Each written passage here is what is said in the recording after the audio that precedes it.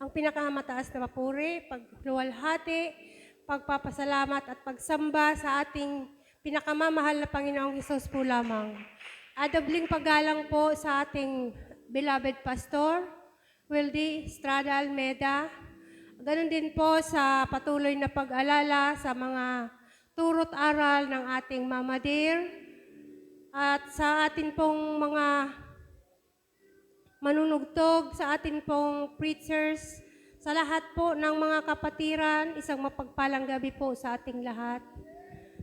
Patuloy po akong nagpapasalamat sa ating Diyos na buhay, sa patuloy po na kabutihan niya sa aking buhay, sa kabila po ng aking kalagayan, nandiyan po siya, hindi po siya nagkukulang. Patuloy niya po akong ginagabayan at pinagkakaloob ang aking mga pangangailangan. Kaya patuloy ko pong itinataas ang ating pinakamamahal na Panginoong Hesus. At sa kanina po na habang nasa tindahan po ako, nagduduyan-duyan, sabi ko, Friday ngayon, February 13. Naalala ko po na ngayon po ay ikalawang taon ko na po dito sa gawain ito. Kaya patuloy po ako nagpapasalamat sa kabutihan niya sa buhay ko. Bagamat talaga bilang isang tao, marami pang pagkukulang, pero narayan po yung pagtuturo niya sa akin sa kabila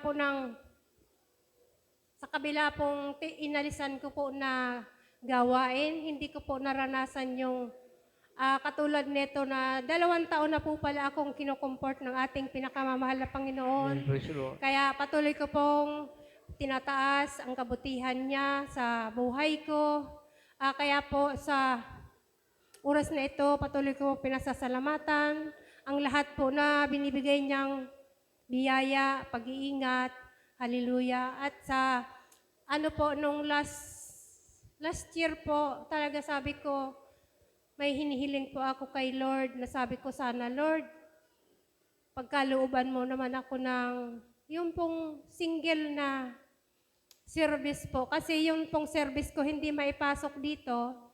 Tapos po, 2 times po na binutas po yung gulong na malayang ko na lang po nung nagdadrive na ako pa uwi, nandiyan po ako sa may napawon, na flat na po pala yung hindi na po pwedeng magawa ng paraan. Kaya po, sabi ko, Lord, bigyan mo naman po ako ng single para po magamit ko sa pagsasamba ko. Tunay pong napakabuti ng ating pinakamamahal na Panginoong Hesus dahil po meron na po akong single na service. Bagamat sa ngayon po ay binabiyahe pa lang papunta rito dahil po galing sa Maynila, binila ng anak ko. Kaya po patuloy ko pong pinasasalamatan ang ating pinakamamahal na Panginoong Hesus sa kabutihan niya dahil po hindi po siya nagpapabaya sa akin.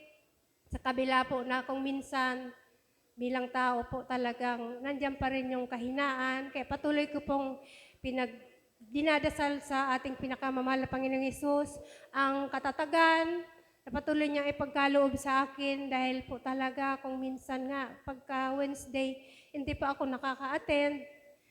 Kaya po nagpapasalamat ako dahil andyan po yung pagpapaalala sa akin. Nung last Friday nga po ng January, bali po, hindi po ako naka-attend. Nakagat po ako ng pusa. Kaya sabi ko talagang ang Diyos ay hindi po talaga nagpapabaya. Nagpapaalala po palagi sa atin.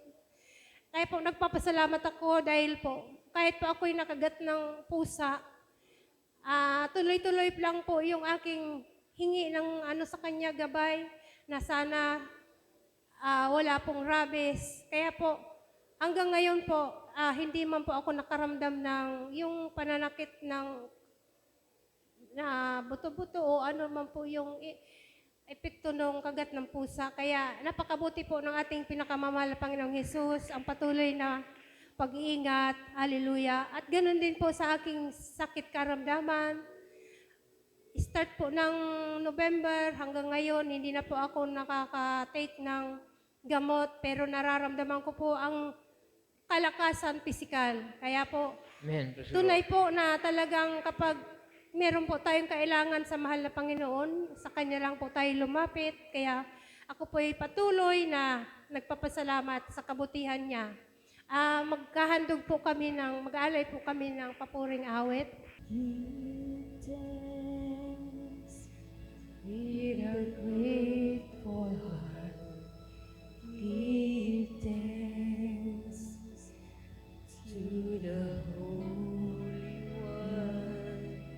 Give thanks because it's given Jesus Christ is our. Give thanks with a grateful heart. Give thanks to the Holy One. Give thanks, 'cause it's given Jesus Christ is our. And now let the weak say, I am strong. Let the poor say, I am rich because of what the Lord has done for us. Give thanks. Give thanks with a grateful heart. Give thanks to the Holy One. Give thanks because it's given Jesus Christ is our. Give thanks with a grateful heart. Give thanks to the Holy One. Give thanks because it's given Jesus Christ is our.